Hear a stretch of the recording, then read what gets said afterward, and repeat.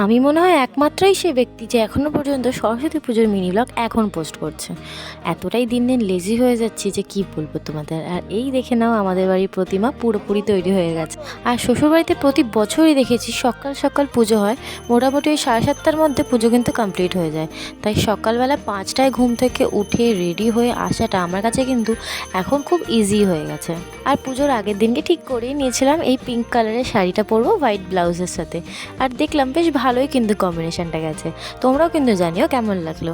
আর এখনও পর্যন্ত পুজো চলছে আর আমি আরতিটা সব জায়গায় দেখিয়ে দিলাম। আর ঠাকুরমশাই প্রতি বছরই আরতির পরে হোমটা করতে আসে দুপুরবেলা। তো এই দুপুরবেলা হোমের ভিডিওটা করেছিলাম। আর সত্যি কথা বলতে গেলে পুজোটা খুব ভালো মতো হয়েছে। আর এই বছর ওরা এই 54 প্রদীপটা কিনে এনেছিল, দারুণ লাগছে না? আর এইটা হচ্ছে ঠিক সন্ধেবেলার মুহূর্তটা যখন ঠাকুরকে শীতল দেওয়া হয়েছে।